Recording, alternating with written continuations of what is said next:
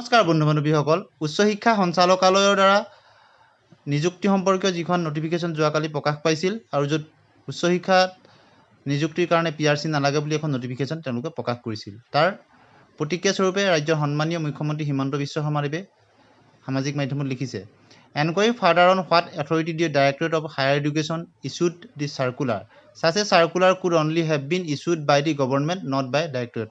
অৰ্থাৎ এনেকুৱা এখন চাৰ্কুলাৰ প্ৰকাশ কৰাৰ অথৰিটি কেৱল গভৰ্ণমেণ্ট অৰ্থাৎ চৰকাৰৰহে থাকে, ডাইৰেক্টৰেটৰ নাথাকে। অৰ্থাৎ সেই সম্পৰ্কত মুখ্যমন্ত্ৰীয়ে যে ক্ষুব্ধ সেই কথাত আমি জানিব পাৰিছোঁ তেখেতৰ সামাজিক মাধ্যমৰ পোষ্টৰ যোগেদি।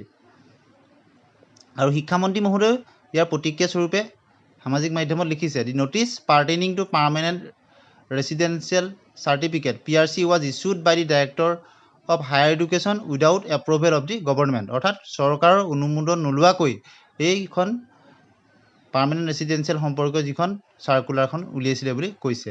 দি DAC has been instructed to withdraw the notice. সেই নটিচখন উইথড্ৰ কৰিবৰ কাৰণে ইনষ্ট্ৰাকশ্যন দিয়া হৈছে বুলি তেখেতে সামাজিক মাধ্যমত শিক্ষামন্ত্ৰী ৰণোজ পেগু ডাঙৰীয়াই জনাইছে। আৰু লগতে তেখেতে যিখন যোৱাকালিৰ যিখন নটিচ আছিলে উচ্চ শিক্ষা সঞ্চালকালয়ৰ দ্বাৰা প্ৰকাশিত নটিচখনো তেখেতে লগতে সংযোগ কৰি দিছে।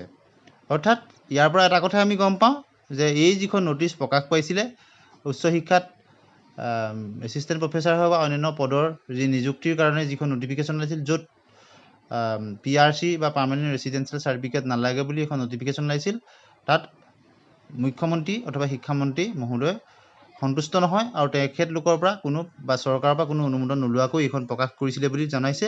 আৰু শিক্ষামন্ত্ৰী মহোদয় সেইখন উইথড্ৰ কৰিবৰ কাৰণে ইনষ্ট্ৰাকশ্যন দিয়া হৈছে বুলি দিছে। গতিকে খুব এটা গুৰুত্বপূৰ্ণ খবৰ।